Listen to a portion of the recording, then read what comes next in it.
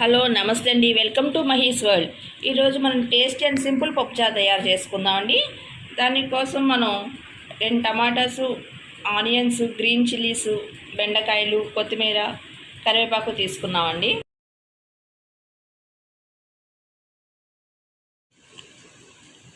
పప్పుచారుకి 1 cup కందిపప్పు తీసుకుని కడిగి నానబెట్టేశారండి.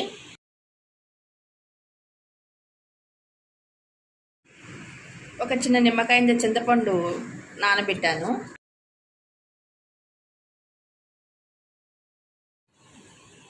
టేస్ట్కి సరిపడి 1 స్పూన్ కారం వేసానండి.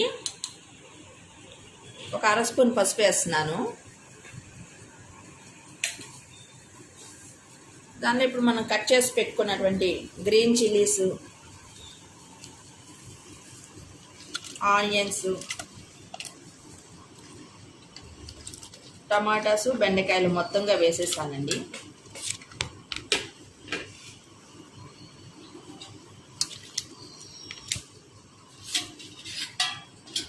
ఇప్పుడు పప్పు ఉడకబెట్టినప్పుడు పొంగు రాకుండా కొంచెం ఆయిల్ వేసి పెడితే పైకి పప్పు పొంగు రాదండి.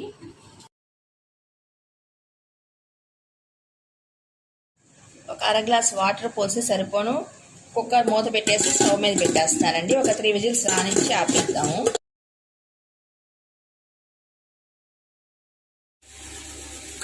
ఇది ప్రెషర్ పోయిందండి. ఇంకా దీన్ని మనం మెత్తగా చేసేసి సరిపోను సాల్ట్ వేద్దాము.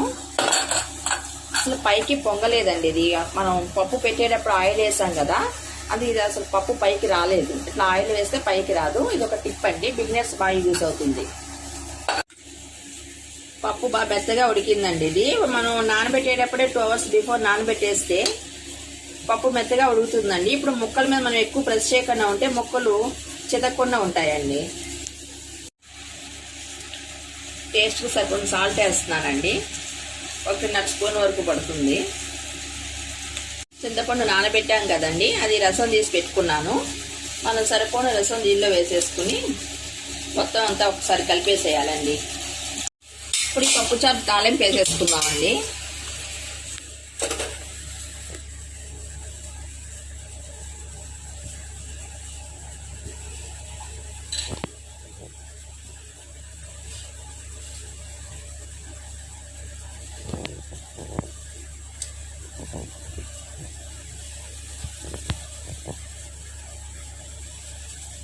తాలింపు సరిపోయిన ఆయిల్ తీసుకున్నామండి.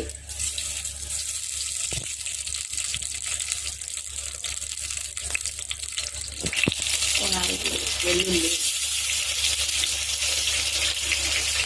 2 ఎండుమిర్చి వేసానండి.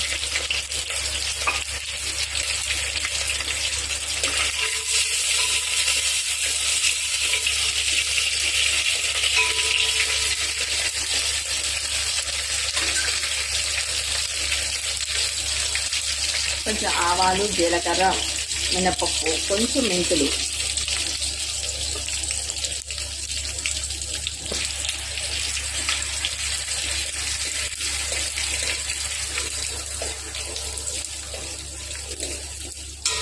తాలింపు రాగనివ్వాలండి. ఇది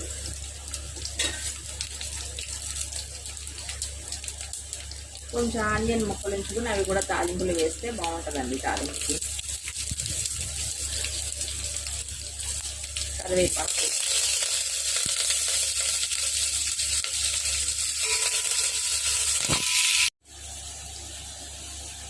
వేగిందండి. అయిపోయిన తర్వాత పప్పుచారంతా దీనిలో పోసేసి మరిగించాలండి. కొంతసేపు మరిగించాలి. పప్పుచారు మరుగుతుంది కదండి, ఇప్పుడు మరిగేటప్పుడు కొత్తిమీర వేద్దాము. ఆ ఫ్లేవర్ బాగుంటుంది కొత్తిమీర వేస్తే మరుగుతున్నప్పుడు. చాలా తక్కువ టైంలో టేస్టీగానే పప్పుచారు రెడీ అయిందండి. మీరు కూడా ట్రై చేయండి. మీకు నచ్చినట్లయితే లైక్ చేయండి, షేర్ చేయండి, సబ్స్క్రైబ్ చేసుకోండి.